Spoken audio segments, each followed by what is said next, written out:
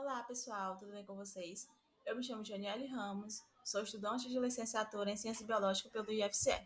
Então, pessoal, o projeto Genilocus, ele está de cara nova, certo? E vindo com muitas novidades por aí. Quem já nos segue no Instagram deve saber do que eu estou falando e quem ainda não segue, corre para nos seguir. Então, pessoal, a grande novidade desse ano é que o projeto está se expandindo. E a partir de agora nós iremos abordar todos os conteúdos de biologia do Enem. Então, fiquem ligados por aí que vai vir muita coisa bacana, ok? Então, pessoal, como podemos ver aqui no título do vídeo, né? Podemos ver que o conteúdo de hoje será cadeias e teias alimentares. Porém, antes disso, nós precisamos entender um pouco sobre os ecossistemas e também sobre as estruturas que o compõem. O que nós iremos abordar na aula de hoje? Falaremos sobre os ecossistemas, sobre teias e cadeias alimentares, pirâmides ecológicas e também sobre a transferência de energia. A priori, né? O que são os ecossistemas? Bem, pessoal, os ecossistemas são basicamente um conjunto de comunidades de seres vivos interagindo com os fatores não vivos do ambiente. Ou seja, é um espaço onde ocorre uma interação entre os componentes bióticos e os componentes abióticos, que são os dois componentes estruturais básicos aí de um ecossistema. Mas o que são os componentes bióticos e abióticos? É isso que nós iremos aprender agora. Os componentes bióticos são todas as espécies de seres vivos que vão estar interagindo naquele mesmo espaço. Porém, pessoal, nós precisamos entender que esses seres vivos eles podem ser autótrofos ou heterótrofos, pois isso vai influenciar diretamente aí nas relações alimentares dentro do próprio ecossistema. Tá cortando aqui, pessoal, mas aqui nós iremos falar sobre os autótrofos, certo? Sobre a etimologia da palavra. Ela vem de origem grega, auto, que significa próprio, e trovos, que significa alimento. São aqueles que produzem seu próprio alimento, certo? A partir de matéria inorgânica e uma fonte de energia. Eles podem ser, isso pode ser por meio da fotossíntese ou por meio da quimiossíntese. Os seres vivos autótrofos, eles também vão ser os componentes bases das nossas cadeias alimentares, que é um tópico que nós iremos falar posteriormente. Aqui nessa imagem podemos ver um trecho de Mata Atlântica, com destaque aí para os seres autótrofos, ou seja, os produtores, no caso as plantas. Agora sobre os seres heterótrofos. Do grego, né, significa outro, diferente, e trófos significa alimento. São seres vivos, né, que dependem de outros para se alimentar. Eles dependem da matéria orgânica que é dividida entre os produtores, que é advinda dos produtores, desculpa. Agora, pessoal, o que são os componentes abióticos? Os componentes abióticos, ele corresponde, né, a um ambiente físico, como, por exemplo, rochas, solos, as águas dos rios, mares, lagos, gelo, ar atmosférico, entre outros. Agora, pessoal, vamos falar sobre cadeias alimentares. Continuando. Temos o conceito de cadeias alimentar, né, certo? Sendo a principal maneira de interação entre os seres vivos. Elas podem ser divididas em produtores ou autótrofos, como é o exemplo aqui das plantas, e também divididos em heterótrofos, que é a classificação mais complexa, que pode ser dividida em consumidores primários, secundários e terciários.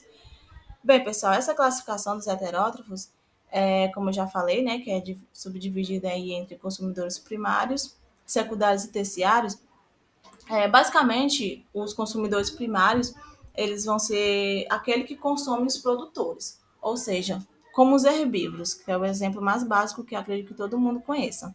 Como podemos ver aqui na imagem, a zebra. Já o consumidor secundário são aqueles que se alimentam dos consumidores primários. Eles podem ser carnívoros, como é o caso aqui do leão, mas pode também ser onívoro, como por exemplo o caso dos porcos, que conseguem a energia dos produtores e também dos consumidores. Já os consumidores terciários, eles são aqueles que se alimentam dos consumidores secundários, certo? E, além disso, pessoal, nós temos os detritívoros, que são aqueles que se alimentam de matéria orgânica morta, seja ela animal, que é o caso dos urubus, seja ela vegetal, como é o exemplo das minhocas. Essa relação hierárquica, ela é chamada de níveis tróficos, mas ela pode ser muito dinâmica, como é o exemplo de uma pessoa vegetariana, né, que ela seria considerada um consumidor primário, mas outra pessoa que come frango no almoço, por exemplo, ela já poderia ser considerada um consumidor secundário. Então, pessoal, os decompositores, né, que são os responsáveis pela última degradação da matéria orgânica e fecham aí o ciclo de energia na cadeia alimentar, eles são representados por algumas espécies de fungos e também de bactérias. Essa sequência de relações alimentares com o representante de cada nível trófico, ele é chamada de cadeia alimentar, como podemos ver aqui na primeira imagem. Porém, sabemos que as relações entre os seres vivos, eles são bem mais maiores e bem mais complexas, com várias ligações. Esse é o caso, né, das chamadas de teias alimentares, que é o que podemos ver aqui na segunda imagem. Uma curiosidade, pessoal, há muitas situações atípicas nas cadeias alimentares. Por exemplo, os cogumelos, eles são decompositores que crescem em troncos de madeira, né, madeira morta, no caso. E nesse caso, ele seria considerado um consumidor primário. E o ser vivo que eu for consumir já seria considerado um consumidor secundário. Então, pessoal, agora nós iremos falar sobre pirâmides ecológicas. Dando continuidade ao assunto, né, as pirâmides ecológicas, quando utilizamos as cadeias e teias para realizar um estudo das relações alimentares entre os seres vivos, estamos buscando um caráter qualitativo.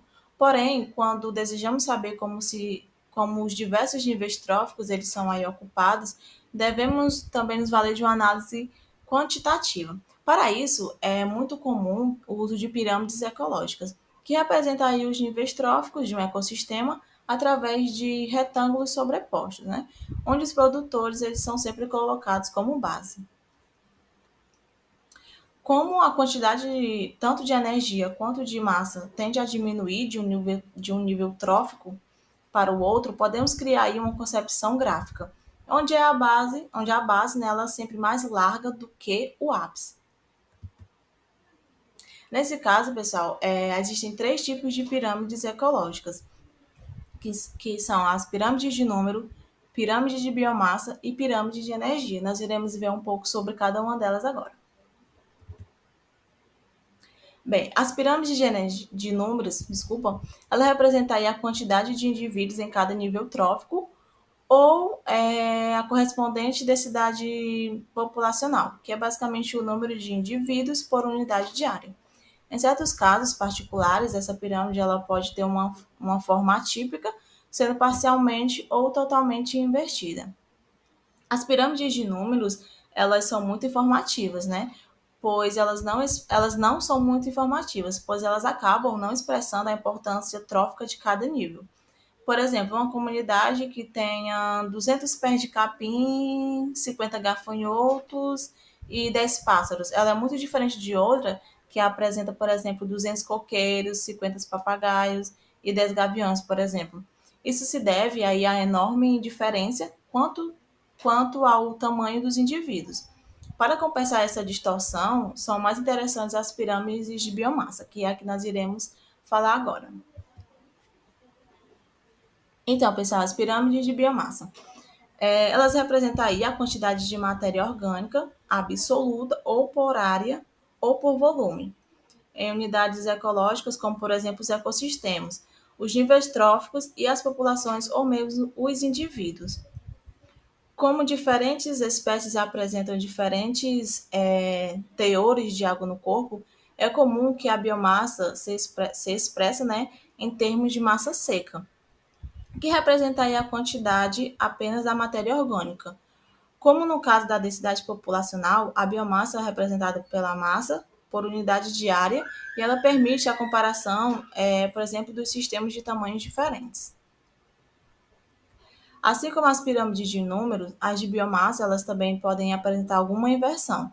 É o caso aí do fitoplâncton, né, que é constituído por cianobactérias e algumas algas microscópicas com uma alta taxa de divisão celular. E do zooplâncton, o herbívoro, que são pequenos animais, principalmente aí crustáceos, que se alimentam de algas unicelulares nos oceanos e também nos outros sistemas aquáticos. Como a biomassa registrada, né, ela é aquela presente que é dada em determinado momento, o valor medido ele representa apenas o momento atual, né? Mas é preciso também considerar que inúmeros novos indivíduos do fitoplâncton, por exemplo, eles vão nascendo ao mesmo tempo que inúmeros vão sendo ingeridos pelos animais zooplâncton, pelos animais do zooplâncton. Com isso, a biomassa de produtores presentes em dado momento, ela é menor do que aquela que foi produzida e rapidamente consumida, dando aí a impressão de que uma pequena quantidade de produtores sustenta uma grande quantidade de consumidores. E por último, pessoal, temos a pirâmide de energia. Ela é bem diferente das demais pirâmides que foi falado anteriormente, e enquanto aquelas representam quantidades registradas em determinado momento, essa aqui ela representa a intensidade de um processo. No caso, o fluxo de energia, que é o que estudaremos no tópico a seguir. Essa energia ela pode entrar no primeiro nível trófico, na forma de luz, no caso aí dos produtores fotossintetizantes, ou nos demais níveis de forma de energia química presente nos alimentos, como é o caso aí dos consumidores e também dos decompositores. O fluxo, quanto à energia, né, passa através dos componentes de cada nível trófico por intervalo de tempo. No caso dos consumidores, ela entra no nível trófico quando seus integrantes eles se alimentam aí a partir do nível anterior e sai do nível trófico quando os seus integrantes eles liberam calor derivado aí do seu metabolismo. Eles liberam também detritos ou eles servem de alimento para os integrantes do nível trófico seguinte.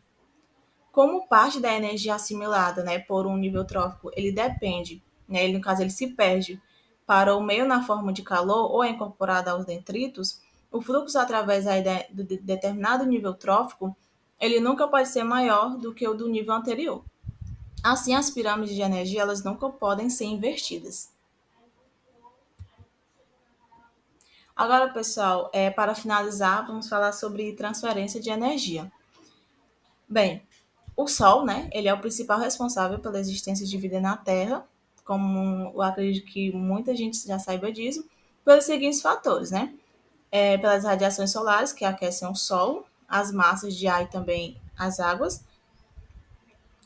a luz solar, que é captada pelos fotossintetizantes, por exemplo, ela é representada principalmente pelas algas e pelas plantas e ela é transferida ao longo da cadeia alimentar. Em cada nível de cadeia alimentar ou de teia alimentar, por exemplo, a energia é transferida de uma espécie para outra. No entanto, em cada nível de energia, ela é usada ou perdida na forma de calor, ou uma menor quantidade de energia está disponível para ser passada adiante. Espécies na cadeia alimentar ou na teia alimentar, elas precisam de mais alimentos para que elas possam ter energia suficiente para poder sobreviver. A transferência de energia na cadeia alimentar, ela é unidirecional, né? Ou seja, ela ocorre somente em uma direção.